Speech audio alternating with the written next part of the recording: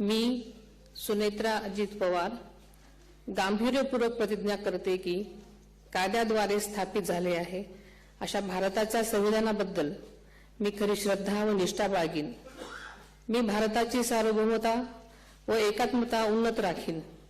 मी महाराष्ट्र राज्याची उपमुख्यमंत्री म्हणून माझी कामे निष्ठापूर्वक व ससद्विवेक बुद्धीने पार पाडेन आणि संविधान व कायदा यानुसार सर्व तऱ्हेच्या लोकांना मी गांभीर्यपणे व निपक्षपातीपणे तसेच कोणाच्याही विषयी ममत्वभाव किंवा आकस न बाळगता न्याय वागणूक देईन।